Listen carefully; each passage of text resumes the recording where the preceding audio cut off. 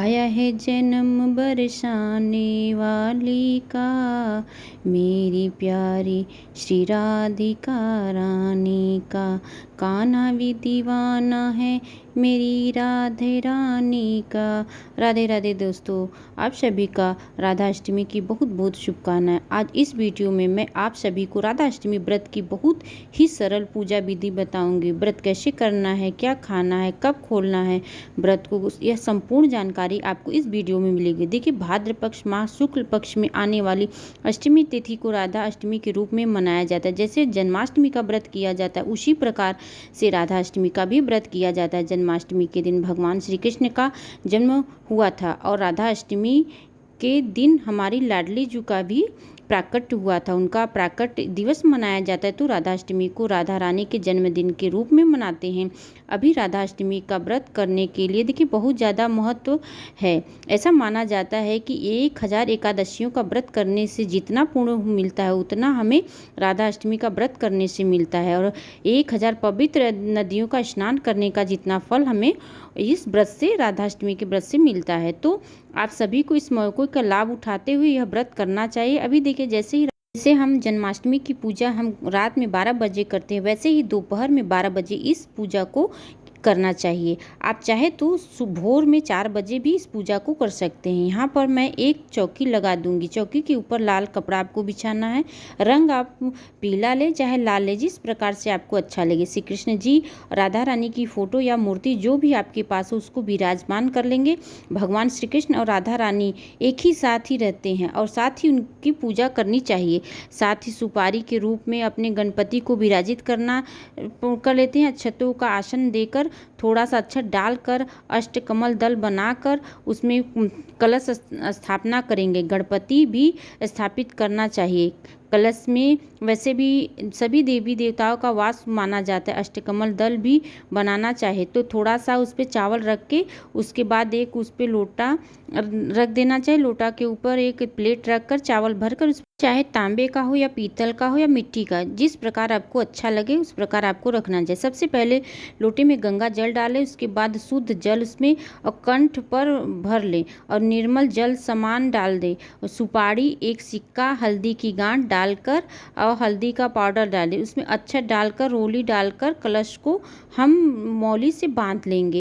लेना है आम के 5 पत्ते या अशोक के पत्ते, उस पर चंदन लगाकर उस लोटे में डाल देंगे। अब चावलों से भरा एक प्लेट उस पर रख देंगे और पात्र के ऊपर एक देसी घी का दीपक जला देंगे या तिल का तेल भी आप डाल सकते हैं। यहाँ मैं एक दीपक स्थापित कर दूंगी और श्रीफल रखकर भी कलश की स्थापना कर सकते हैं। तो देखिए, राधा रानी को प्राकट्य के समय को लेकर मत जो भी आगे है मैं आपको बताऊंगी। अब स्नान भाव से हम गंगा जल के छींटे लगा देंगे। इसके बाद देखिए, पहले हम प्रथम पूजा गणपति जी की करते हैं, उसके बाद ही हम कलश की पूजा करेंगे। फिर रोली, चंदन, टीका, अक्षत का, सब पुष्प का, सब प्रकार से गणपति की पूजा करके उसके बाद उसमें भोग लगाकर तुलसी दल डालना ना भूले। गणेश भगवान को तुलसी दल नहीं अर्पित किया जाता है।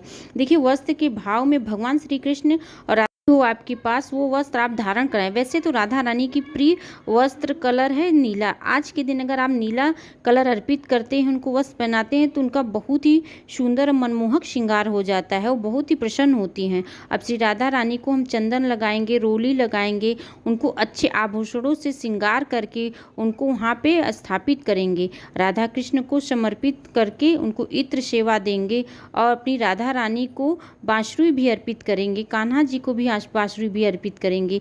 ऐसा करने से राधा रानी बहुत ही खुश होती हैं और उनका मनपसंद भोग भी उनको हम अर्पित करेंगे। भगवान कृष्ण अधूरों पे बांसुरी रखकर उसको फूंक डालते तो राधा रानी उस बांसुरी की धुन को सुनकर मंत्र मुग्ध हो जाती। तो देखिए, राधा जी के प्राकट्य के समय को लेकर जो भी मत है उसके में देखिए पुराणों में माध्यम से 12 बजे सुबह ही प्राकट्य का वर्ण होता है। ब्रज के ऋषियों प्रातःकालीन यानी सुबह 4 बजे की बेला बताई गई। उसका मानना है कि राधा जी बहुत ही शांत और शीतल समय में प्रकट हुई थी। तो जो आपको अच्छा लगे, चाहे आप 4 बजे सुबह करें या दोपहर में करिए। देखिए मुरली अर्पित करने के बाद अब राधा जी को कुछ श्रृंगार का सामान भी आपको अर्पित करना चाहिए। तो 16 श्रृंगार या 5 या 7 जो भी आपकी इच्छा हो आपको श्रृंगार अर्पित करना चाहिए और राधा रानी को भोग लगाना चाहिए। वो बहुत ही विशेष होता है जी। राधा रानी को अरबी अत्यंत प्रिय है।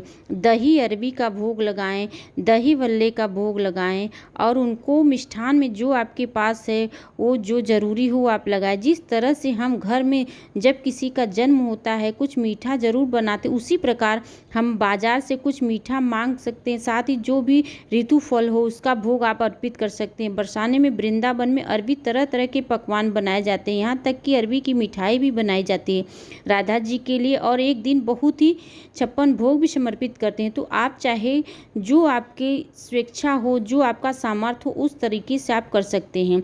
खाने के साथ आपको जल भी रखना जरूरी होता है। तुलसी दल जरूर डालिएगा क्योंकि बिना तुलसी के भगवान श्री कृष्ण और राधा रानी भोग ग्रहण नहीं करती।